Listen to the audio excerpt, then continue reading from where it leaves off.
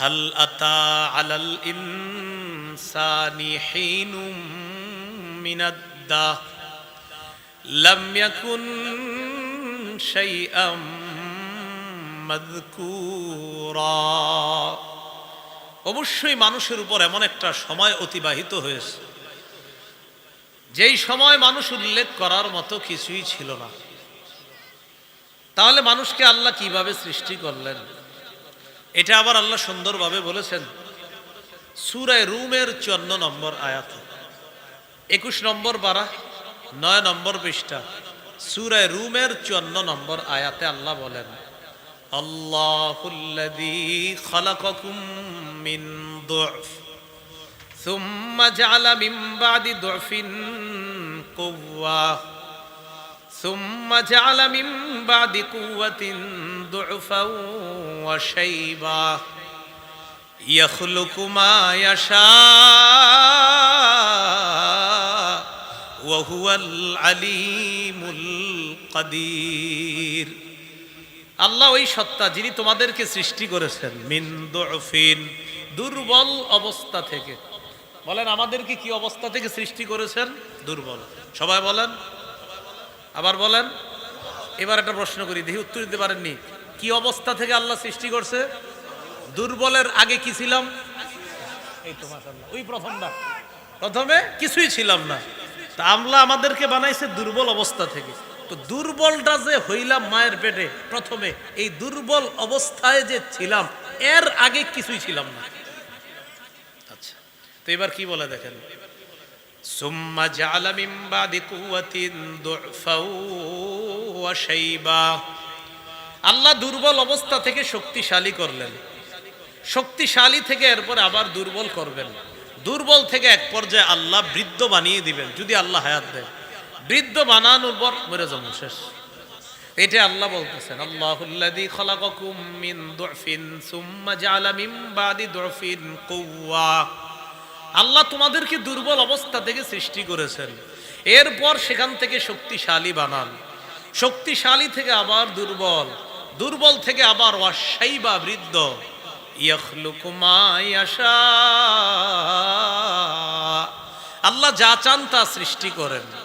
ওয়া হুয়াল আলীমুল কাদির, আল্লাহ সর্বজ্ঞানী, সব জানেন আল্লাহ। আল কাদির, সর্বময় ক্ষমতার অধিকারী আল্লাহ। এবার একটু চিন্তা করি আমাদেরকে নিয়ে, বলেন এবার একটু কি করব? চিন্তা। সূরা তারিক 5, 6, 7 নম্বর আয়াতে আল্লাহ বলেন, ফালয়ানজুরিল ইনসানু মিম্মা খুলিকা। মানুষ যেন চিন্তা করে মানুষকে কি থেকে সৃষ্টি করা হয়েছে। খুলিকা মিম্মা ইন দাফিক, মানুষকে সৃষ্টি করা হয়েছে সবেগে নির্গত স্খলিত পানি থেকে। ইয়াখরুজু মিন বাইনিস সুলবি ওয়াত তারাইব, যেই পানিটা বের হয় পৃষ্ঠদেশ এবং বক্ষ বাজর থেকে, এই পানি থেকে মানুষকে আল্লাহ সৃষ্টি করেছেন। যেই পানিটা বের হয় পৃষ্ঠদেশ এবং বক্ষ বাজর থেকে, মুফাসসিরিনে কেরাম বলেন শুক্রবিন্দ দুইটাকে একসাথে করার পর ফেরেশতার মাধ্যমে ওটার মধ্যে মাটির প্রলেপ দিয়ে আল্লাহ ওটাকে, এরপর আল্লাহ পাক রব্বুল আলামিন রক্ত থেকে বানায় মাংসপিণ্ড, মাংসপিণ্ডকে একটা ঘটন দেওয়ার পর সুন্দরভাবে যতদিন ইচ্ছা মায়ের রেহেমের মধ্যে সেই মাংস গোস্ত পিণ্ড আল্লাহ রেখে দেন। এটা আবার কই আছে? সূরা হজের 5 নম্বর আয়াত, 17 পারা, 11 নম্বর পৃষ্ঠা। আল্লাহ বলেন, ইয়া আইয়ুহান নাস ইন কুনতুম ফি রাইবিম মিনাল বা'থ ফাইন্না খালাকনাকুম মিন তুরাব। হে মানুষ, তোমরা যদি পুনরুত্থানের ব্যাপারে সন্দিহান হও, যখন একটু সবাই আমার দিকে তাকান, উনি আমারে বলতেছে কথার কথা, আচ্ছা মাটি হয়ে গেলে আবার পুনরুত্থান হব? আল্লাহ কয় তুমি তো আসোই মাটি। কাফেররা কয় আইযা মিতনা ওয়া কুন্না তুরাবা ওয়া ইযামা, আমরা যদি মাটি হয়ে যাই এরপর হাড্ডি হয়ে যাই, আমরা গলে পচে শেষ হয়ে যাব, মাটি হয়ে যাওয়ার পর ইন্নাল মাবউসুন, আবার পুনরুত্থান করা হবে। আল্লাহ কয় আসো কিশোর, আসোই তো মাটি। বলতেছে মাটির সাথে মিশলে আবার মাটি থেকে বানাবে। আল্লাহ কয় তো তুমি যে প্রশ্নটা করতেছো তুমি কিসের? তাহলে বলেন আমরা যাব কিসের নিচে, আসি কিসের? তো আবার প্রশ্ন করি কেন যে আল্লাহ মাটির নিচে যাওয়ার পর আবার পুনরুত্থান করবেন? আল্লাহ কয় তো তুমি আসো কিসের? তোমারে তো বানাইলাম এটা দিয়ে দুনিয়াতে তোমারে ঘুরাইতেছি, উঠাইতেছি, বসাইতেছি, খাওয়াইতেছি, সেই তুমি প্রশ্ন করলা মাটি থেকে আবার কিভাবে বানাবো? তোমার কোনো স্যাম্পল ছিল না, তুমি না ছিলা থেকে আমি আল্লাহ তোমাকে অস্তিত্ব দান করলাম, অনস্তিত্ব থেকে আমি তোমাকে অস্তিত্ব দান করলাম, এখন তোমার একটা স্যাম্পল আছে, তো তোমাকে আবার বানানো তো আমি আল্লাহর কাছে আরো সহজ। আগে ছিলেন, বানাইছে কি? তো এখন তো আছেন, আগে ছিলেন, মানাইছে কি? তো এখন তো আমার আপনার চেহারা আছে। আল্লাহ কয় তো এটা তো আরো সহজ আছে। তো এটা কোরআনে ওয়াহুয়া আহওয়ানু আলাইহি 21 নম্বর পারা আছে, ওয়াহুয়া আহওয়ানু আলাইহি। আল্লাহ বলে এই সৃষ্টি তো আরো সহজ। আল্লাহ আমাদেরকে বুঝার তৌফিক দান করেন। এবার দেখেন কি বলে, ইয়া আইয়ুহান নাস, হে মানুষ, ইন কুনতুম ফি রাইবিম মিনাল বাস, তোমরা যদি পুনরুত্থানের ব্যাপারে সন্দিহান হও, ফাইন্না খালাকনাকুম মিন তুরাব, আমি তোমাদেরকে সৃষ্টি করেছি মাটি থেকে, সুম্মা মিন নুতফা, শুক্রবিন্দু থেকে, সুম্মা মিন আলাকা, জমাট রক্ত থেকে, সুম্মা মিন মুদগা, এরপর মাংসপিণ্ড থেকে, মুখাল্লাকাতি ওয়া গায়রি মুখাল্লাকা, মাংসপিণ্ডটা এটা পূর্ণাকৃতি বিশিষ্ট হয়, আবার কখনো আকৃতি বিশিষ্ট হয় না। দেখবেন অনেক সময় আমরা বলি বাচ্চাটা নষ্ট হয়ে গেছে, এটা কখন? যখন পূর্ণ আকৃতি বিশিষ্ট হয় একটা, আরেকটা হলো পূর্ণ আকৃতি বিশিষ্ট হয় না। তো দেখবেন পূর্ণ আকৃতি বিশিষ্ট মাংসপিণ্ডটা হবে কিনা এই চাওয়াটা কার? আবার এটা পূর্ণ আকৃতি বিশিষ্ট না হয়ে বাচ্চাটা আগেই নষ্ট হয়ে যেতে পারে, এটা হবে না, এই চাওয়াটাও কার? আল্লাহ। লিনুবাইয়িনা লাকুম, আল্লাহ বলেন তোমাদেরকে বয়ান করার জন্য, বর্ণনা করার জন্য আমি আল্লাহ এটা করি। ওয়া নুকিররু ফিল আরহামি মা নাশাউ ইলা আজালিম মুসাম্মা। তো আল্লাহ পাক রব্বুল আলামিন বলেন মাংসপিণ্ডটা পূর্ণ আকৃতি বিশিষ্ট করার পর আমি আল্লাহ যতদিন ইচ্ছা সেটাকে মায়ের রেহেমের মধ্যে রেখে দিই। সুম্মা নুখরিজুকুম তিফলা, এরপর তোমাদেরকে শিশু অবস্থায় বের করি। সুম্মা লিতাবলুগু আশুদ্দাকুম, এরপর তোমাদেরকে লালন পালন করি পরিণত বয়সে পৌঁছার আগ পর্যন্ত। এইভাবে আমি আল্লাহ তোমাদেরকে লালন পালন করি। ওয়া মিনকুম মাইয়ুতাওয়াফফা, তোমাদের কেউ কেউ মৃত্যুবরণ করে, অনেক বয়সে পৌঁছার আগেই মৃত্যুবরণ করে। ওয়া মিনকুম মাইয়ুরাদ্দু ইলা আরযালিল উমর, আবার কাউকে কাউকে তার বয়সের বার্ধক্যের চরম পর্যায়ে পৌঁছে দেওয়া হয়, 100, 110, 20 বছর বয়স পর্যন্ত পৌঁছে দেওয়া হয়। তাহলে বলেন এই যে বেঁচে থাকাটা, শিশু অবস্থা থেকে বড় হওয়া, এরপর বৃদ্ধ হওয়া, দুর্বল হওয়া, অথবা শিশু অবস্থায় মারা যাওয়া, 10, 12, 9, 5 বছরে মারা যাওয়া, এই চাওয়া কার? আল্লাহ। এবার বলেন তো দুর্বল অবস্থা থেকে আল্লাহ সৃষ্টি করছেন, তো দুর্বল অবস্থার আগে কি ছিলাম? এইভাবে আল্লাহ আমাদেরকে সৃষ্টি করলেন, শিশু অবস্থায় দুনিয়াতে আসলাম। এটা আবার সূরা নাহলের 78 নম্বর আয়াতে আছে, ওয়াল্লাহু আখরাজাকুম মিন বুতুনি উম্মাহাতিকুম লা তা'লামুনা শাইআ, আল্লাহ তোমাদেরকে তোমাদের মায়ের পেট থেকে বের করেছেন এমন অবস্থায় তোমরা কিছুই জানতে না। ওয়া জাআলা লাকুমুস সামআ ওয়াল আবসারা ওয়াল আফইদা, তিনি তোমাদের শ্রবণ শক্তি দিলেন, দৃষ্টি শক্তি দিলেন, বুঝার জন্য অন্তর দিলেন, হৃদয় দিলেন। বলেন এই যে এখন আমার কথাগুলা শুনতেছেন, শ্রবণ শক্তি কে দিস? আমারে দেখতেছেন, এই দৃষ্টি শক্তি কে দিস? কথাগুলা বুঝতেছেন, অনুধাবন শক্তি কে দিছে? আল্লাহ কয় কেন দিছি জানো? লাআল্লাকুম তাশকুরুন, যাতে আমি আল্লাহর শুকরিয়া আদায় করতে পারো। বলেন আলহামদুলিল্লাহ। তাহলে আল্লাহ আমাদেরকে মায়ের পেট থেকে আনলেন শিশু অবস্থায়, দৃষ্টি শক্তি, শ্রবণ শক্তি, অনুধাবন শক্তি দিলেন। এবার আল্লাহ বলেন কিভাবে তোমাদেরকে সুন্দরভাবে বানাইলাম দেখো, সূরা ইনফিতরের মধ্যে বলেন, ইয়া আইয়ুহাল ইনসান মা গররাকা বিরাব্বিকাল কারীমিল্লাযী খালাকাকা ফাসাওয়াকা ফাআদালাক ফি আইয়ি সূরাতিম মা শাআ রাক্কাবাক। কি কয় দেখেন, হে মানুষ, সম্মানিত রবের ব্যাপারে কোন জিনিস তোমাদেরকে ধোকায় ফালায়, প্রতারণা করে? কিসে তোমাদেরকে প্রতারণা দেয়? সম্মানিত রবের ব্যাপারে, যিনি তোমাকে সৃষ্টি করলেন, ফাসাওয়াকা সুগঠিত করলেন, ফাআদালাকা সুসম করলেন, ফি আইয়ি সূরাতিম মা শাআ যেভাবে যেই আকৃতিতে ইচ্ছা, রব কাবাকা তোমাকে কত সুন্দরভাবে আল্লাহ গঠন করলেন। তাহলে বলেন তো, এই সুন্দরভাবে আমাদেরকে সৃষ্টি করেছেন কে? লাকাদ খালাকনাল ইনসান ফি আহসানি তাকওয়িম।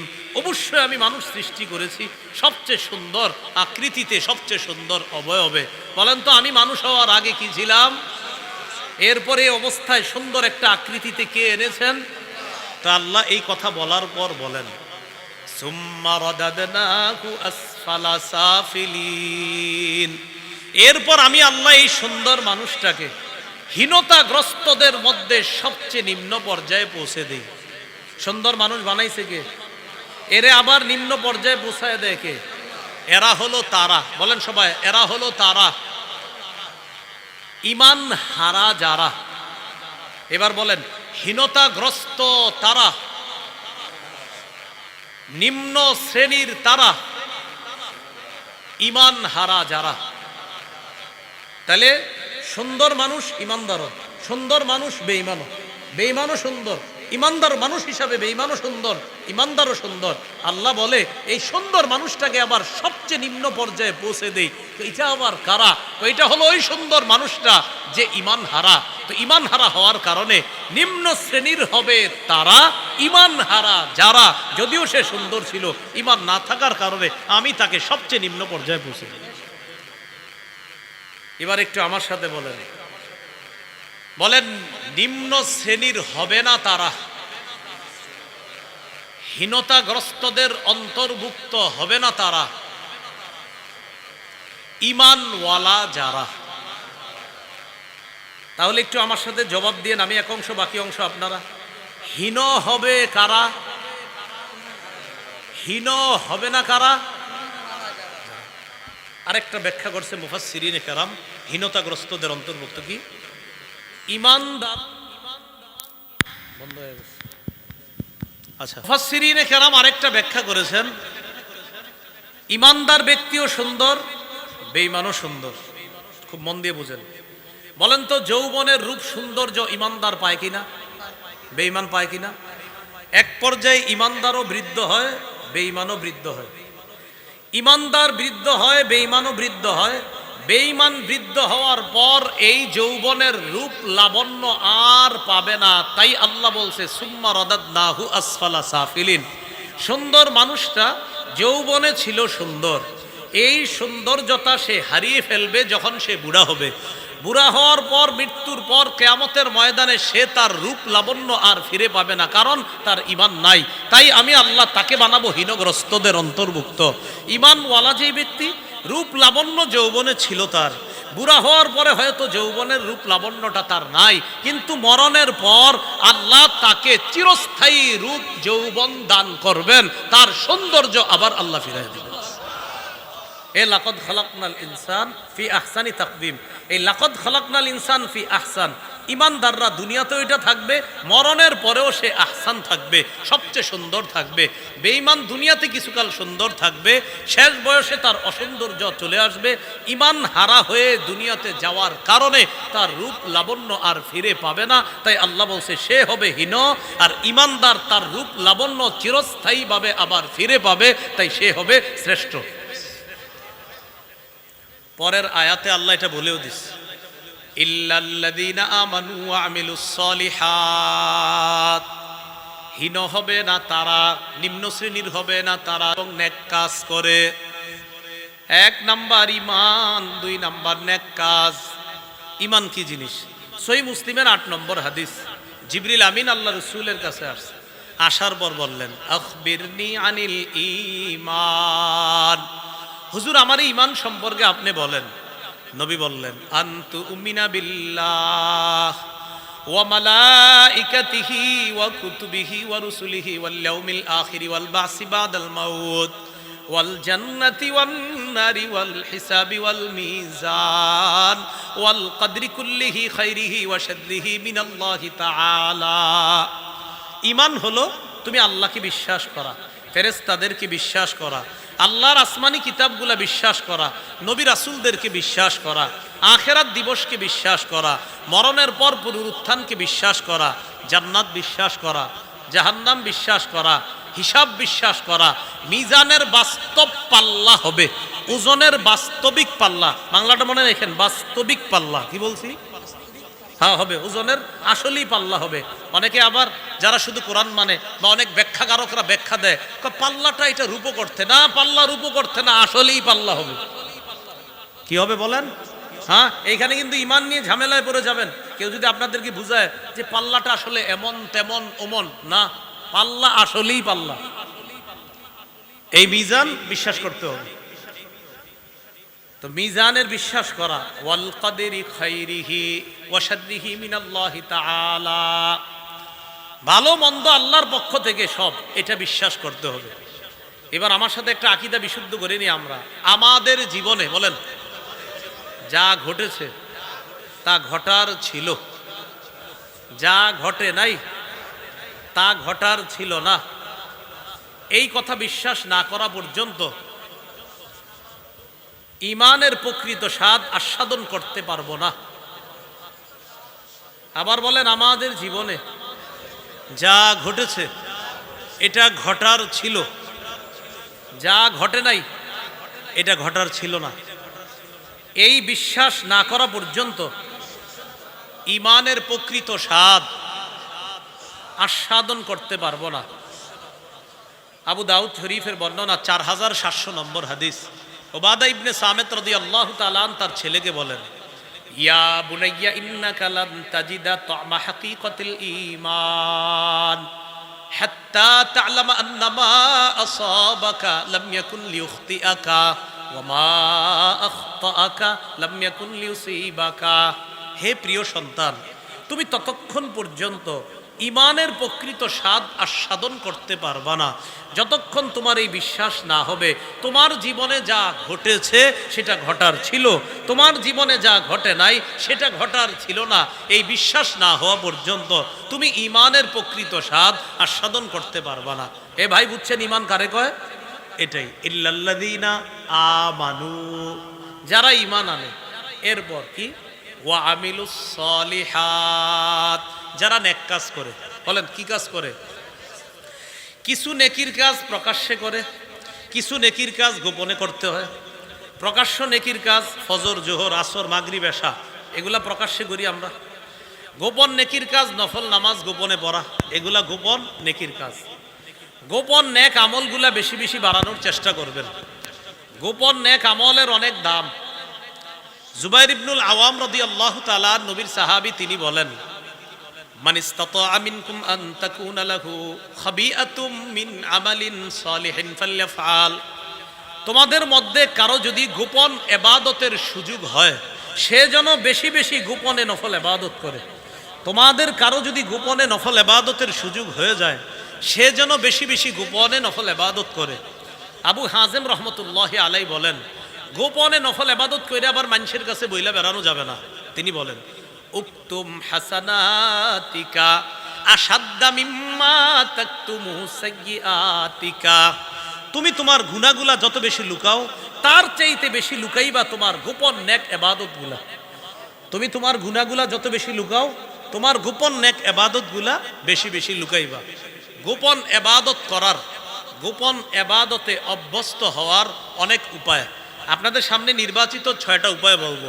বলেন গোপন ইবাদতে অভ্যস্ত হওয়ার অনেক উপায়ের মধ্যে আমরা কয়টা জানবো আজকে? 6টা। এক নম্বর, আমি 6টা আগে বলি, একটু মুখস্থ করে নেই, পরে আমি প্রত্যেকটার ব্যাখ্যা দিচ্ছি। গোপন এবাদতে অভ্যস্ত হওয়ার 1 নাম্বার উপায় কলবের এবাদতে মনোযোগী হওয়া। আগে বলি, পরে এরপরে আমরা দুইজন মিল্লা বলবো, ঠিক আছে? আচ্ছা, আপনারা বললেন। 1 নাম্বার অন্তরের এবাদতে মনোযোগ দেওয়া, খালি মন দিয়ে শোনেন। 2 নাম্বার দিল থেকে সৎ আমলের নিয়ত করা। 3 নাম্বার গোপনে আল্লাহর কাছে বেশি দোয়া করা। 4 নাম্বার গোপনে আল্লাহর জিকির করা। 5 নাম্বার গোপনে কোরআন তেলাওয়াত করা। 6 নাম্বার গোপনে নফল নামাজ পড়া। আমি আবার বলছি, মন দিয়ে শোনেন, এরপর 2 দল মিলে আমরা বলবো ইনশাল্লাহ। 1, অন্তরের এবাদতে মনোযোগ দেওয়া। 2, অন্তর থেকে যে কোনো নেক আমলের নিয়ত বেশি করা। 3, আল্লাহর কাছে গোপনে বেশি দোয়া করা। 4, আল্লাহরে গোপনে বেশি বেশি স্মরণ করা, মানে জিকির করা। 5, কোরআন তেলাওয়াত প্রকাশ্যে তো করি আমরা, গোপনেও কিছু কিছু কোরআন তেলাওয়াত করার চেষ্টা করা। 6, নফল নামাজ গোপনে বেশি বেশি পড়া। বলেন তো, অনেকগুলা উপায়ের মধ্যে গোপন এবাদতে অভ্যস্ত হওয়ার কয়টা উপায় জানবো আমরা? 1 নম্বর, অন্তরের এবাদতে মনোযোগ দেওয়া। কিসের এবাদত? এটা আবার কি জিনিস? অন্তরের এবাদত। ওমর ইবনে আব্দুল আজিজ রহমতুল্লাহর নাম শুনছেন? কত হিজরিতে শাসক হয়েছে? 99। বলেন কত হিজরিতে? 99 হিজরিতে তিনি শাসক হলেন। 101 হিজরিতে তিনি মারা গেলেন। 2 বছর 5 মাস তিনি শাসন ক্ষমতায় ছিলেন। সারা দুনিয়ারে দেখায় দিছে ন্যায়পরায়ণ শাসক কাকে বলে, ইনসাফ কিভাবে প্রতিষ্ঠিত করতে হয়। উনি শাসক হওয়ার আগে বছরে 40,000 স্বর্ণ মুদ্রা কামাই করতেন। শাসক হওয়ার পরে মাত্র 400 দিনার রাইখা সব তিনি রাষ্ট্রীয় কোষাগারে দান করে দিয়েছেন। ওমর ইবনে আব্দুল আজিজ রহমতুল্লাহ আলাইহি, তিনি জুমার নামাজের দিন মিম্বরে দাঁড়ায়া বলতেন, আইয়ুহান নাস আসলিহু আখিরাতাকুম ইউসলিহিল্লাহু লাকুম দুনিয়াকুম ওয়া আসলিহু সারাইরাকুম ইউসলিহিল্লাহু লাকুম আলানিয়াতাকুম। হে মানুষ, তোমরা আখিরাতের ব্যাপারে তোমাদের আখিরাতের কাজগুলাকে তোমরা সংশোধন করো, আখিরাতকে পরিশুদ্ধ করো, তোমাদের দুনিয়াটা আল্লাহ পরিশুদ্ধ করে দিবেন। এরপরে বলেন, ওয়া আসলিহু সারাইরাকুম, অন্তরের বিষয়গুলা পরিশুদ্ধ করো, ইউসলিহিল্লাহু লাকুম আলানিয়াতাকুম, তোমাদের বাহ্যিক আল্লাহ পরিপাটি করে দিবেন। অন্তরের বিষয়গুলা একটু মনোযোগ দিবা, যে অন্তরে রোগ বিমারি কত কিছু আছে, বাহ্যিকটা আল্লাহ সুন্দর করে দিবেন। এ হলো অন্তরের এবাদতে মনোযোগ দেওয়ার নাম। ইমাম শাফি রহমতুল্লাহ আলাইহি বলেন, দুনিয়াতে 3টে আমল করা সবচেয়ে কঠিন। বলতে হবে, বলেন। ইমাম শাফি বলেন, দুনিয়াতে কয় আমল সবচেয়ে কঠিন? ইমাম শাফি বলেন, দুনিয়াতে কয় আমল সবচেয়ে কঠিন? কোন ইমাম বলছে কয় আমল সবচেয়ে কঠিন? এবার শুনেন মন দিয়ে। আশাদ্দুল আমালি সালাসা, আল জুদু মিন কিল্লা ওয়াল ওয়ারউ ফি খালওয়া ওয়া কালিমাতু হাক্কিন ইনদা মাইয়ুর যা। ইমাম শাফি রহমতুল্লাহ আলাইহি বলেন, দুনিয়াতে 3টে আমল করা সবচেয়ে কঠিন। 1 নাম্বার আল জুদু মিন কিল্লা, টাকা পয়সা পকেটে কম থাকলে দান করা খুব কঠিন। পকেটে টাকা পয়সা কম, দান করা খুব কঠিন। 2 নাম্বার ওয়াল ওয়ারউ ফি খালওয়া, নির্জনে আল্লাহকে ভয় করা খুব কঠিন। এখানে যারা আছেন একটু পরপর সুবহানাল্লাহ বলতেছেন, আলহামদুলিল্লাহ বলতেছেন, হয়তো জজবাতি বয়ানে বলবেন নবীর পরে নবী নাই, সংসদে আইন চাই, অথবা বলবেন নারায়ে তাকবীর আল্লাহু আকবার। মানে এইখানে আমরা এমন এমন কাজ করতেছি যে কাজে বোঝা যাচ্ছে আমরা এখানে গুনাহ করি না, কিন্তু দরজাটা বন্ধ করার পর আপনার মা বাবা কেউ নাই ঘরের ভিতরে, আপনি একা, ডান পাশে মোবাইলটা আছে, বাম পাশে ল্যাপটপ আছে। ইবলিস কয় একটু নাটক দেখলে কিচ্ছু হয় না। ওই মুহূর্তে কয়জন আল্লাহরে ভয় করে? ইমাম শাফি কয় তখন আল্লাহরে ভয় করা খুব কঠিন। ওয়াল ওয়ারউ ফি খালওয়া, নির্জনে আল্লাহরে ভয় করা খুব কঠিন। এই জায়গায় কিন্তু দেখেন কেউ গুনাহ করতেছে না। এখানে আপনি ওলামায়ে কেরাম যা বলবে দেখবেন সবাই বলবে ইনশাআল্লাহ হুজুর রাজি আছি, এটা করব এটা করব, কিন্তু দেখেন দরজার আড়ালে কয়জন আল্লাহরে ভয় করতে পারতেছে না। এটা ওয়াল ওয়ারউ ফি খালওয়া। তো ইমাম শাফি বলেন, নির্জনে আল্লাহরে ভয় করা এটা দুনিয়াতে খুব কঠিন কাজ। 3, ওয়া কালিমাতু হাক্কিন ইনদা মাইয়ুর যা, যার কাছে কিছু আশা করা হয় তার সামনে হক কথা বলা খুব কঠিন। যার কাছে কিছু আশা করা হয় তার সামনে হক কথা বলা খুব কঠিন। বসে অপরাধ যদি 100টাও করে, বসে কয় কি তোমরা কি আমার কোনো অন্যায় দেখছো? বসে বলে আর কি, না বস আপনার কোনো অন্যায় নেই। হ্যাঁ, কিন্তু 100টা করে ডেলি। এই যে বসের এটা কেন বলে? আমার যেন প্রমোশন হয়, আমার দিকে আলাদা একটু নজর দেয়। কালিমাতু হাক্কিন ইননামা ইউরজা, যার কাছে একটু কামনা করা হয় তার সামনে হক কথা বলা কঠিন। সুদের টাকা পকেটে নিয়ে আসছে হাদিয়া দেওয়ার জন্য। হাদিয়া দিতে আসার পর বলতেছে যে আমার যে সুদি কারবার, এটা কি কোনো সুদের মধ্যে পড়ে? আমার ব্যবসাটা কি সুদের অন্তর্ভুক্ত? চিন্তা করে যদি বলি সুদ, তাহলে তো টাকা পয়সা আসবে না, আর যদি একটু ঘুরে পেছায় বলি তো টাকা পয়সা আসবে। ইমাম সাহাবী কয়, হ্যাঁ, কামনা যার কাছে করো তার সামনে দেখি কতটা বড় হক কথা বলতো। বলেন দুনিয়াতে কয় কাজ কঠিন? টাকা পয়সা কম থাকলে দান সৎকা করা কঠিন, নির্জনে আল্লাহকে ভয় করা, কারো কাছে কিছু আশা করলে তার সামনে হক কথা বলা। আল্লাহ আমাদেরকে এই 3টা আমল করার তৌফিক দান করুন, আমরা যেন করতে পারি। তো আমার উদ্দেশ্য এটা, মাঝখানেরটা ওয়াল ওয়ারউ ফি খালওয়া, নির্জনে আল্লাহকে ভয় করা। এটা হলো অন্তরের ইবাদতে মনোযোগ দেওয়া। কারণ অন্তরে যখন তাকওয়া থাকবে তখন আপনি আল্লাহরে ভয় করা সহজ হয়ে যাবে। এগুলো 1 নাম্বার উপায়। 2 নাম্বার উপায়, সৎ আমলের নিয়ত করা, কলব থেকে বেশি বেশি নিয়ত করা। তো বলেন নিয়তের বিষয়টা কি মৌখিক না অন্তরের সাথে সম্পর্ক?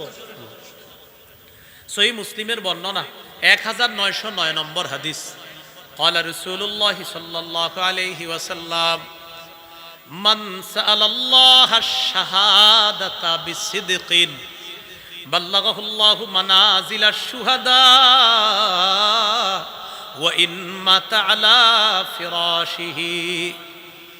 রাসূলুল্লাহ সাল্লাল্লাহু আলাইহি সাল্লাম বলেন, কেউ যদি অন্তর থেকে শহীদ হওয়ার নিয়ত করে, কেউ যদি দিল থেকে শাহাদাত কামনা করে, আল্লাহ তাকে শহীদদের মর্যাদায় পৌঁছায়া দেয়, যদিও সে তার ঘরের বিছানায় মারা যায়। মন থেকে নিয়ত করছেন শহীদ হইবেন, কিন্তু মরছেন ঘরে, আল্লাহ শহীদদের মর্যাদায় আপনারে পৌঁছায়া দিবেন। শাহাদাতের নিয়ত আসেনি? আসলে বুঝে শুনে হাত তুলছেননি? হাতগুলা নেমে যাইতেছে। আল্লাহ কবুল করেন। যেই ব্যক্তি দিল থেকে শহীদ হওয়া কামনা করে, সে যদি তার ঘরের বিছানায়ও মারা যায়, হুজুর হইছে, আল্লাহ তাকে শহীদদের মর্যাদায় পৌঁছায় দেয়। তাহলে এটা হলো 2 নম্বর, নেক আমলের নিয়তটা দিল থেকে করা। তো দেখেন, নেক আমলের নিয়ত করার পরেও বেচারা কিন্তু নেক আমলের নিয়ত করছে, শুধু কাজটা করতে পারে নাই। কিন্তু আল্লাহ তার মনের নিয়তটা দেখছে, না আমার বান্দার নিয়ত ছিল পুরা পিওর, কারণ আল্লাহ তো জানে। আল্লাহ তাকে শহীদদের মর্যাদায় পৌঁছায় দেয়। এই জন্য নবীর সাহাবী আবু মুসা আশআরী রাদিয়াল্লাহু তাআলা আনহু বলেন, নিয়াতুল মুমিনি খায়রুম মিন আমালি, মুমিনের আমলের চাইতে তার নিয়ত আরো বেশি দামি। সুবহানাল্লাহ। মুমিনের আমলের চাইতে বিশুদ্ধ নিয়তের দাম অনেক বেশি। কয় কেন? ইন্নাল্লাহা লা ইউতিল আবদা আলা নিয়াতিহি মা লা ইউতিহি আলা আমালিহি। বান্দার আমলের কারণে আল্লাহ যেই সওয়াব দান করেন, বিশুদ্ধ নিয়তের কারণে এর চাইতে বেশি সওয়াব আল্লাহ দান করেন। কেন? ওয়াযালিকা ইন্নান নিয়াতা লা রিয়া ফিহা ওয়াল আমালা ইউখালিতুহুর রিয়া। কেন এটা? কয় নিয়ত বিশুদ্ধ হলে এটার মধ্যে রিয়া থাকে না, লোক দেখানোর উদ্দেশ্য থাকে না, কিন্তু আমলের মধ্যে লোক দেখানোর নিয়তটা মাঝে মাঝে চলে আসে। আল্লাহু আকবার, নামাজ পড়তেছে, সেজদায় গেছে, আমি কি সুন্দর সেজদা দিতেছি, আইসা পড়তে পারে আমার সাথে ইন্নালিল্লাহ, আমি এটা কি নিয়ত করলাম। মানে রিয়া মাঝে মাঝে অন্তরে আইসা পড়তে পারে, কিন্তু নিয়ত যখন মানুষের বিশুদ্ধ হয় না, পরিশুদ্ধ নিয়তের সাথে আমি ইবাদত করতেছি। তো রাসূল সাল্লাল্লাহু আলাইহি সাল্লামের সাহাবী বলেন যে নিয়তে কখনো লৌকিকতা থাকে না। আমলের মধ্যে কিছু সময়ের জন্য লৌকিকতা আইসা যায়, পরে আবার যদিও আমরা সরায় দিই, কিন্তু নিয়তের মধ্যে কোনো লৌকিকতা নাই। কারণ বান্দা নিয়ত করে শুধু আল্লাহরে খুশি করার জন্য, তাই আমলের চেয়ে ক্ষেত্র বিশেষ নিয়তের বেশি সওয়াব আল্লাহ দিয়ে। আল্লাহ আমাদেরকে বিশুদ্ধ নিয়তের সাথে যে কোনো ইবাদত করার তৌফিক দান করেন। সহিহ বুখারীর বর্ণনা ৭৫০১ নম্বর হাদিস। এই হাদিসটা হাদিসে কুদসি, মানে আল্লাহ বলবে, নবী আল্লাহর কথাটা আমাদেরকে জানাইয়া দিচ্ছেন। قال رسول الله صلى الله عليه وسلم قال الله عز وجل في الحديث القدسي আল্লাহ পাক রব্বুল আলামিন হাদিসে কুদসির মধ্যে বলেন, ইযা আরাদা আবদি আইয়ামালা সাইয়্যা, আমার বান্দা যদি কোনো পাপের নিয়ত করে, ফেরেশতাদেরকে আল্লাহ ডাক দিয়ে বলেন, ফালা তাকতুবুহা আলাইহি হাত্তা ইয়ামালাহা, আমার বান্দা যদি কোনো পাপের নিয়ত করে, আমার বান্দা ওই পাপ না করা পর্যন্ত ও ফেরেশতারা গুনাহ লেখো না। পাপের নিয়ত করছে, আপনি পাপটা না করা পর্যন্ত গুনাহ লিখবে না। প্রিয় ভাইরা একটু বলেন তো, আমরা যদি কোনো পাপের নিয়ত করি, আল্লাহ ফেরেশতাদের কি বলে যে পাপ না করা পর্যন্ত কি করবা না, গুনাহটা লিখবা না। এরপরে আল্লাহ পাক রব্বুল আলামিন বলেন, ফাইন আমিলাহা, আমার বান্দা যদি ওই পাপটা করে ফেলে, ফাকতুবুহা বিমিসলিহা, হ্যাঁ ও আচ্ছা আচ্ছা আচ্ছা হুজুর আইসা পড়েন মঞ্চে। রাসূলুল্লাহ সাল্লাল্লাহু আলাইহি ওয়াসাল্লাম বললেন, ফাইন আমিলাহা ফাকতুবুহা বিমিসলিহা, আমার বান্দা যদি গুনাহের নিয়ত করার পর গুনাহটা করে, তাহলে তার গুনাহের নিয়ত করার পর যদি একটা গুনাহ করে, বাস একটা গুনাহ লেখো। আমার বান্দা গুনার নিয়ত করছে, করে নাই, আমার বান্দা গুনার নিয়ত করছে কিন্তু করে নাই, গুনাহ লেখো না। গুনাহটা যদি করে, বাস একটা করলে একটা লেখো। এবার দেখেন আল্লাহ কত মহান। আল্লাহ বলেন, ওয়া ইন তারাকাহা মিন আজলি, আমার বান্দা যদি আমাকে খুশি করার জন্য গুনাহটা ছেড়ে দেয়, ফাকতুবুহা লাহু হাসানা, আমার বান্দা গুনাহ ছেড়ে দেওয়ার কারণে তার আমল নামায় একটা নেকি লিপিবদ্ধ করে দাও। তাহলে আমার বান্দা গুনাহের নিয়ত করছে, করে নাই, গুনাহ লেখো না। আমার বান্দা গুনাহটা করছে, একটা গুনাহ লেখো। আমার বান্দা আমারে খুশি করার জন্য গুনাহটা ছেড়েই দিয়েছে, তার আমল নামায় একটা সওয়াব লেখা দাও। এবার কি বলে দেখেন, ওয়া ইযা আরাদা আইয়ামালা হাসানাতান, আমার বান্দা যদি কোনো ভালো কাজ করার নিয়ত করে, ফাকতুবুহা লাহু হাসানা, সাথে সাথে তার আমল নামায় একটা নেকি লিপিবদ্ধ করে দাও। শুধু নিয়ত করছে, ভালো আমলের নিয়ত করছে, ফালাম ইয়ামালহা, আমলটা করে নাই, বাস নিয়ত করছে, একটা নেকি লেখা দাও। ফাইন আমিলাহা, বান্দা যদি আমলটা করে, ফাকতুবুহা লাহু বিআশরি আমসালিহা ইলা 700 দিফিন, বান্দার আমল নামায় 10 থেকে 700 গুণ পর্যন্ত সওয়াব লিপিবদ্ধ করে দাও। তাহলে নিয়তের দাম আছে না নাই? গুনাহের নিয়ত করছেন, দেখি সবাই শুনছেন নি হাদিসটা, গুনাহের নিয়ত করছেন, ফেরেশতাদেরকে আল্লাহ বলছে গুনাহ লেখো। কি বলছে? গুনাহ কতক্ষণ? যতক্ষণ না করবে। গুনাহ যদি করে, একটা গুনাহ করলে লেখেও কয়টা? বান্দা যদি আল্লাহরে খুশি করার জন্য গুনাহটা ছাইরা দেয়, তখন আল্লাহ খুশি হয়ে কি দিয়ে দেয়? সওয়াব। বান্দা যদি নেক আমলের নিয়ত করার পর আমলটা না করে, কয় সওয়াব? যদি আমলটা করে ফেলে 10 থেকে কত? 700। আল্লাহ আমাদের সকলকে পরিশুদ্ধ নিয়ত করে আমরা যেন সৎ আমল বেশি বেশি করতে পারি, আল্লাহ তৌফিক দান করেন।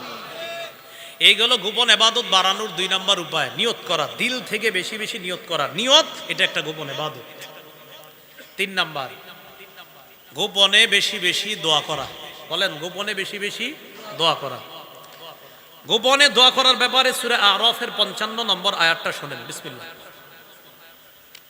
আল্লাহ পাক রব্বুল আলামিন বলেন, আউযু বিল্লাহি মিনাশ শাইতানির রাজীম, উদউ রাব্বাকুম তাদাররুআন ওয়া খুফিয়া, তোমরা তোমাদের রবকে ডাকো, তাদাররুআ বিনীতভাবে, ওয়া খুফিয়া চুপি সারে। তোমরা তোমাদের রবকে ডাকো, তাদাররুআ বিনীতভাবে, ওয়া খুফিয়া চুপি সারে। সূরা মারিয়ামের 3 নম্বর আয়াতে জাকারিয়া নবীর গোপন দোয়ার প্রশংসা করে কোরআনে আল্লাহ আয়াত নাজিল করে আমাদেরকে জাকারিয়া নবীর ওই গোপন দোয়ার ব্যাপারে আমাদেরকে জানায়া দিস। আল্লাহ বলেন, ইয নাদা রাব্বাহু নিদাআন খাফিয়া, জাকারিয়া নবী যখন তার রবকে ডাকলেন, নিদাআন খাফিয়া, জাকারিয়া নবী যখন তার রবকে ডাকলেন, নিদাআ খাফিয়া চুপি সারে যখন আল্লাহকে ডাকলেন, মুফাসসিরিন কেরাম আয়াতের ব্যাখ্যায় বলেন, আখফাহু লিআন্নাহু আহাব্বু ইলাল্লাহ, জাকারিয়া নবী আল্লাহর কাছে চুপি সারে দোয়া করার কারণ হলো চুপে চুপে আল্লাহর কাছে দোয়া করা আল্লাহর কাছে অধিক পছন্দের ইবাদত। কেউ যদি আল্লাহর কাছে চুপে চুপে দোয়া করে, মুফাসসিরিনে কেরাম বলেন লিআন্নাহু আহাব্বু ইলাল্লাহ, আল্লাহর কাছে চুপে চুপে দোয়া করাটা এটা আল্লাহর কাছে অধিক পছন্দনীয় একটা ইবাদত, অধিক পছন্দনীয় একটা কাজ। এই জন্য জাকারিয়া নবী আল্লাহর কাছে চুপে চুপে দোয়া করেছেন। সাহাবায়ে কেরাম নবীরে প্রশ্ন করলেন, লাম্মা সাআলু রাসূলুল্লাহ সাল্লাল্লাহু আলাইহি ওয়াসাল্লাম আকারিবুন রাব্বুনা ফানুনাজিহি আম বাঈদুন ফানুনাদি, ইয়া রাসূলুল্লাহ আমাদের রব কি কাছে যে রবকে আস্তে আস্তে ডাকবো, নাকি রব দূরে রবকে আওয়াজ করে ডাকবো? সাহাবীরা নবীরে প্রশ্ন করলেন, হুজুর আল্লাহ কি কাছে যে আল্লাহরে চুপে ডাকবো, নাকি আল্লাহ দূরে যে জোরে জোরে ডাকবো? আল্লাহর কাছে সাহাবায়ে কেরাম নবীর কাছে জানতে চাইলেন, ও নবী আমাদের রব কি কাছে যে আল্লাহকে আস্তে ডাকবো, আমাদের রব কি দূরে নাকি আল্লাহকে জোরে জোরে ডাকবো? এই কথার জবাব দিয়ে সূরা বাকারার 186 নম্বর আয়াত আল্লাহ নাজিল করে দিলেন। আল্লাহ বলেন, ওয়াইদা সাআলাকা ইবাদি আন্নী ফাইন্নী করিব, আপনাকে যখন আমার বান্দারা আমার ব্যাপারে জিজ্ঞাসা করে আপনি তখন বলবেন ফাইন্নী করিব, আমি কাছে, আমি নিকটে। আপনাকে যখন আমার বান্দারা আমার সম্পর্কে জিজ্ঞাসা করে আপনি বলবেন ফাইন্নী করিব, আমি কাছে, আমি নিকটে। তাহলে সাহাবায়ে কেরাম জিজ্ঞাসা করলেন, আল্লাহ কি আমাদের কাছে যে আল্লাহকে আস্তে ডাকবো, নাকি আল্লাহ আমাদের থেকে দূরে যে তাকে জোরে ডাকবো? তখন আল্লাহ আয়াত নাজিল করে বললেন, আমার বান্দারা আপনাকে আমার ব্যাপারে জিজ্ঞাসা করে আপনি বলে দেন ফাইন্নী করিব, আমি আল্লাহ কাছে। উজিবু দাওয়াতাদ দাঈ ইযা দাআন, আহ্বানকারী যখন আমার কাছে আহ্বান করে দোয়া করে, দোয়াকারী আমরা যখন আল্লাহর কাছে দোয়া করি আল্লাহ বলেন উজিবু, আমি তার দোয়া কবুল করি, তার দোয়ায় সাড়া দেই, আমি তার আহ্বানে সাড়া দিই। তো আল্লাহ আমাদের আহ্বানে কি করে বলেন, কি করে? আমগো কি করা দরকার? আল্লাহ বলেন ফালইস্তাজিবু লি, আমি যেহেতু বান্দার ডাকে সাড়া দিই, বান্দারাও যেন আমার ডাকে সাড়া দেয়। উজিবু দাওয়াতাদ দাঈ ইযা দাআন, বান্দা যখন আমাকে ডাকে আমি তার ডাকে সাড়া দেই। ফালইস্তাজিবু লি, অতএব তারাও যেন আমার ডাকে সাড়া দেয়। ওয়ালিউমিনু বি, তারা যেন আমার প্রতি বিশ্বাস স্থাপন করে। লাআল্লাহুম ইয়ারশুদুন, যাতে তারা সঠিক রাস্তায় চলতে পারে। সহিহ মুসলিমের বর্ণনা, ক্বালা রাসূলুল্লাহ সাল্লাল্লাহু আলাইহি ওয়াসাল্লাম ইরবাউ আলা আনফুসিকুম, রাসূলুল্লাহ সাল্লাল্লাহু আলাইহি সাল্লাম বলেন, হে মানুষ নিজেদের প্রতি তোমরা সদয় হও। ফাইন্নাকুম লাইসা তাদউনা আসাম্মা ওয়ালা গায়িবা, তোমরা এমন রবকে ডাকো না যেই রব বধির, যেই রব অনুপস্থিত, এমন রবকে তোমরা ডাকো না। তাহলে কেমন রবকে তোমরা ডাকো?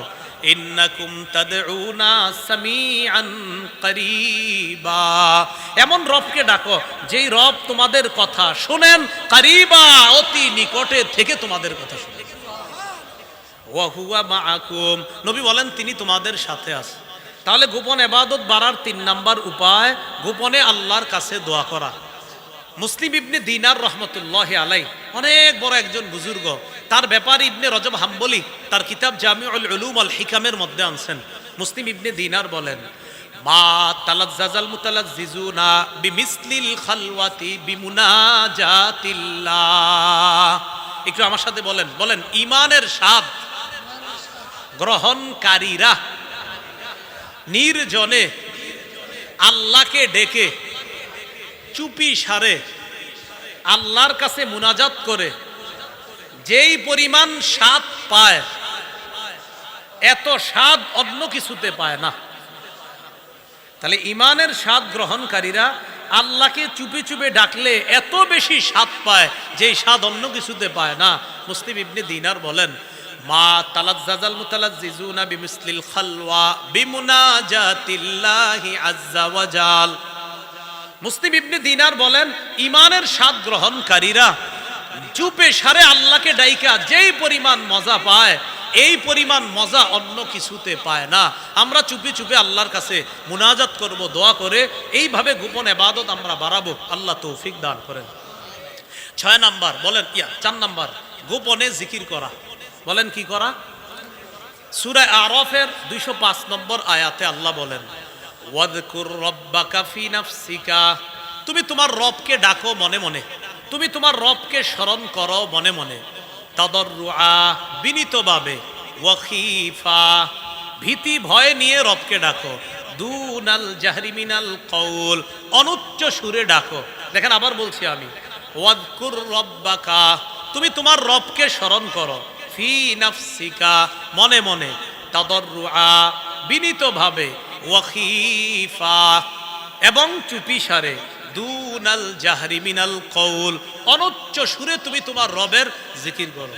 রাত 3টা বাজে উঠছেন ঘুম থেকে, কেউ দেখে না, সারা দুনিয়া ঘুমাইতেছে, স্ত্রী ঘুমায়, সন্তানাদি ঘুমায়, ওই মুহূর্তে আল্লাহরে বললেন, আল্লাহ মাফ করে দেন। কি বলছেন? বলেন কি বলছেন? কথার কথা, এই যে বললেন আল্লাহ, এই যে আল্লাহ বললেন, এটা আস্তে আস্তে যদি আপনি বলেন, আল্লাহ খুশি হয়। আপনি যদি মনে মনে ওই মুহূর্তে উঠলেন, 3টা বাজে উঠে চিন্তা করলেন যে আল্লাহর কত দয়া আমার প্রতি, আমার এখনো আল্লাহ বাঁচায় রাখছে, খালি মনে মনে স্মরণ করছেন আল্লাহরে। হাদিসে কুদসির মধ্যে আল্লাহ বলছেন, ইজা যাকারানি ফি নাফসি, বান্দা যখন আমাকে তার মনে মনে স্মরণ করে, যাকারতুহু ফি নাফসি, আমিও তাকে মনে মনে স্মরণ করি। ইজা যাকারানি ফি নাফসিহি যাকারতুহু ফি নাফসি, সে আমারে মনে মনে স্মরণ করলে আমিও তাকে মনে মনে স্মরণ করি। ওয়া ইজা যাকারানি ফি মালাইন যাকারতুহু ফি মালাইন খায়রিম মিন, আমি আমার বান্দারা যখন আমাকে কোনো মজলিসে স্মরণ করে, এই মজলিসে আমরা সুবহানাল্লাহ অনেকবার বলছি, আল্লাহ বলেন, যাকারতুহু ফি মালাইন খায়রিম মিনহুম, আমি তাদের চেয়ে উত্তম মজলিস, ফেরেশতাদের মজলিসে আমার বান্দাদেরকে আমি স্মরণ করি। তো আল্লাহ বলছেন, ওয়াযকুর রাব্বাকা ফি নাফসিকা, তুমি তোমার রবকে স্মরণ করো মনে মনে, তাদাররুআ, বিনীতভাবে, ওয়া খীফা, চুপিসারে, দুনাল জাহরি মিনাল কওল, অনুচ্চ সুরে, বিল গুদুবি ওয়াল আসাল, সকাল সন্ধ্যায়, ওয়ালা তাকুম মিনাল গাফিলিন, গাফেলদের অন্তর্ভুক্ত হয়েও না। যারা আল্লাহকে স্মরণ করে না তারা গাফেল, গাফেলদের অন্তর্ভুক্ত তুমি হয়েও না। প্রিয় ভাইয়েরা, রাস্তা দিয়ে যখন হাঁটেন মনে মনে আল্লাহরে স্মরণ কইরেন, অটোতে যখন বৈশা রইছেন মানুষ গল্প করে, আপনি মনে মনে আল্লাহরে স্মরণ কইরেন। এই আল্লাহরে এইভাবে স্মরণ করাটা, এটা আল্লাহ আমাদেরকে বলছেন। গোপন ইবাদত বাড়ানোর 4 নাম্বার উপায়, বেশি বেশি আল্লাহর জিকির করা। আল্লাহ আমাদেরকে বেশি পরিমাণে আমরা যেন আল্লাহর জিকির করতে পারি, আল্লাহ তৌফিক দান করেন। মুফাসসিরিনে কেরাম বলেন, জিকির করার জন্য সবচাইতে সুন্দর নিয়ম হলো চুপিসারে আল্লাহর কাছে আল্লাহকে বেশি বেশি স্মরণ করা। তো এটা মুফাসসিরিনে কেরাম এইভাবে বলছেন যে জিকির হবে এমন, আইয়াকুনা যিকরু লা ইয়াকুনু লাহু নিদাআন ওয়ালা জাহরান বালিগান, খুব বেশি উঁচু আওয়াজ হওয়া দরকার নাই, বরং হালকা আওয়াজ, ফিস ফিস আওয়াজ হবে, পাশের মানুষ শুনতেছে যে ফিস ফিস আওয়াজ করে কি করে, জিকির করে, সুবহানাল্লাহ সুবহানাল্লাহ সুবহানাল্লাহ সুবহানাল্লাহ সুবহানাল্লাহ সুবহানাল্লাহ, এই জিকির করাই যাবে। ওয়াযকুর রাব্বাকা ফি নাফসিক, মনে মনে, তাদাররুআ, বিনীতভাবে, ওয়া খীফা, চুপিসারে, ভয় ভীতি নিয়ে আল্লাহর জিকির করো। আল্লাহ আমাদেরকে ভয় ভীতি সহকারে চুপিসারে আমরা যেন গোপনেও আল্লাহর জিকির বেশি করতে পারি, আল্লাহ তৌফিক দান করেন। 5 নাম্বার, চুপি চুপি একটু কোরআন পড়েন। হেফজখানার ছাত্ররা তো প্রকাশ্যে পড়ে, ওস্তাদরা প্রকাশ্যে শোনে, আপনারাও মসজিদে প্রকাশ্যে পড়েন, মাঝে মাঝে মাঝে মাঝে বাসায় একা একাও পড়েন, যেন কেউ না দেখে। তিরমিজি শরীফের বর্ণনা 1333 নম্বর হাদিস, قال رسول الله صلى الله عليه وسلم الجاهر بالقرآن كالجاهر بالصدقة والمسدل بالقرآن كالمسدل بالصدقة, প্রকাশ্যে কোরআন পড়া প্রকাশ্যে সদকা করার মতো, গোপনে কোরআন পড়া গোপনে সদকা করার মতো। সুবহানাল্লাহ। তাহলে প্রকাশ্যে কোরআন প্রকাশ্যে সদকা, গোপনে কোরআন পড়া গোপনে সদকা করার মতো। 6 নাম্বার, নফল নামাজ, সর্বশেষ নফল নামাজ একটু গোপনে একটু পড়বো আমরা, বলেন ইনশাআল্লাহ। এটা তাদের জন্য যারা ঘরে নামাজ পড়ার অভ্যাস আছে, তাদের জন্য না যারা জুমার নামাজ পড়েই বাসায় চলে যায় কিন্তু পড়ে না নামাজ। আবার যুক্তি দেয়, হুজুরে জিগায়, জুমার নামাজের পরে যে বাসায় যান নামাজ পড়ছেন নি, বাসায় গিয়ে পড়া না বলে উত্তম সুন্নত, আমনে পড়ছেন নি, এটা করে বাসায় সুন্নত পড়া উত্তম, আমনে পড়ছেন নি। কয় হুজুর আমি পড়ি নাই ঠিক, কিন্তু উত্তম তো ঘরে পড়া। ঘরে পড়া উত্তম, আপনি বাসায় চলে গেলেন কিন্তু পড়লেন না। ভাই তাহলে আপনি মসজিদই পড়েন। যেই ব্যক্তি বাসায় নামাজ পড়ে না আপনি মসজিদই পড়েন। নফল, হ্যাঁ নফল নামাজ তার জন্য ঘরে পড়া, যে ঘরে নফল নামাজ পড়ার অভ্যাস আছে। তো 6 নাম্বার নফল পড়া। রাসূলুল্লাহ সাল্লাল্লাহু আলাইহি সাল্লাম বলেন, সালাতুর রাজুলি তাতাওয়ুআন, সালাতুর রাজুলি কুনুল আবদু আকরাবু মা ইয়াকুনু রাব্বু মিনাল আবদি ফি জাওফিল লাইলিল আখির। তাহাজ্জুদ নামাজের সময় বান্দা আল্লাহর সবচাইতে নিকটবর্তী হয়ে যায়। এই জন্য তাহাজ্জুদ নামক যে নফল ইবাদতটা, এটা আমরা পড়বো ইনশাআল্লাহ। সবাই বলেন ইনশাআল্লাহ। এতক্ষণ ওয়াজ থেকে কিছু শিখছেন? হ্যাঁ, কিছু শিখা গেছে? বলেন তো নিম্ন, হুজুর আলেম ওলামারা কইেন না, নিম্ন শ্রেণী সুন্দর মানুষের মধ্যে হীনতাগ্রস্তদের অন্তর্ভুক্ত হবে কারা? হীনতাগ্রস্তদের অন্তর্ভুক্ত হবে না কারা? ওয়ালা যারা ইল্লাল্লাযীনা আমানু ওয়া আমিলুস সালিহাত ফালাহুম আজরুন গায়রু মামনুন, তাদের জন্য অফুরন্ত পুরস্কার। ফামা ইউকাযযিবুকা বা'দু বিদ্দিন, কিসে তোমাকে আখিরাত দিবসের ব্যাপারে মিথ্যাবাদী করে তুলছে?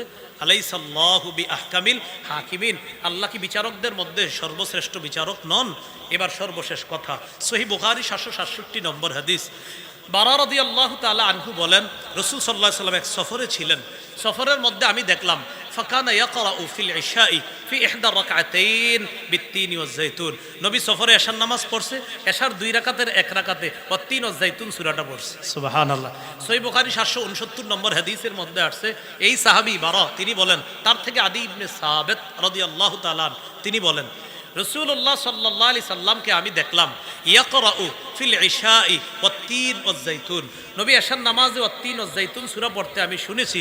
মা সামিআতু আহাদান আহসানা সাওতাম মিনহু আল্লাহু আকবার ওয়ালা কিরাআতান আও কিরাআতান, নবীর চাইতে সুন্দর কণ্ঠ আর সুন্দর পড়া আমি জীবনেও কারো শুনিনি। এখান থেকে কি বোঝা যায়? আল্লাহর পরে মানুষের মধ্যে সবচাইতে শ্রেষ্ঠ সুন্দর কণ্ঠের অধিকারী আমাদের নবী, আমাদের নবী। সুবহানাল্লাহ।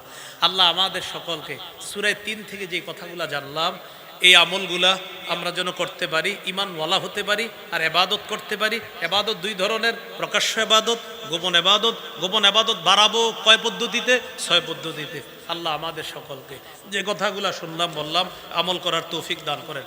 স্টেজের মানুষগুলা ছাড়া সামনে যারা আছেন এইভাবে হাত তোলেন, 2 হাত সবাই। স্টেজের না, শুধু সামনে 2 হাত তুইলা রাখেন। হাত তুইলা জবাব দিবেন। ওয়াত্তিন ওয়াজ যাইতুন দ্বারা কোন এলাকা উদ্দেশ্য? হাত তুইলা। ওয়াতুরি সিনিন কোন নবী? ওয়া হাযাল বালাদিল আমিন কোন শহর? কোন নবী? কোন কিতাব? ঈসা নবীর কোন কিতাব? হাত তুইলা রাখেন, নামায় না। কিছু শিখছেন বলে মনে হয়েছে? আচ্ছা, যেহেতু শিখছেনই তো আমি উঠে যাওয়ার পরে একজন উঠবেন না। যেহেতু শিখছেন আমার কাছ থেকে কিছু, আপনার আমাকে হাত তুলে রাখেন। তো যেহেতু কিছু শিখছেন এই জন্য আপনারা কেউ উঠবেন না আল্লাহর রাস্তায়। কারণ মহব্বতের দাবি আছে যে আল্লাহ এরা কিছু শিখছে, তা আমার দাবি হলো কেউ উঠবেন না ইনশাল্লাহ। আমাদের হযরত আয়েশা পড়ছে, হুজুর মানে আয়েশা পড়ছে, আমাদের আল্লামা খালেদ সাইফুল্লাহ আইয়ুব সাহেব হুজুর আয়েশা পড়ছেন। হুজুর ইনশাল্লাহ যথাসময়ে আসবেন। এর আগে আপনাদের এলাকারই কৃতি সন্তান হযরত মাওলানা গাজী ইয়াকুব উসমানী হাফিজাহুল্লাহ হযরত আলোচনা করবেন ইনশাল্লাহ। হযরতের আলোচনা চলতে চলতে ইনশাল্লাহ হযরত চলে আসবে।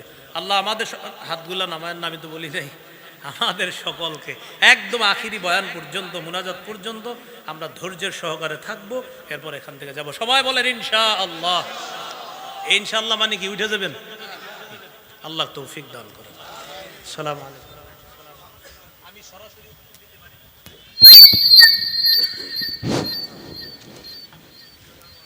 আলহামদুলিল্লাহ, এতক্ষণ আমরা যার আলোচনা শুনেছি সকলে সুপরিচিত প্রাণপ্রিয় বক্তা হযরত মাওলানা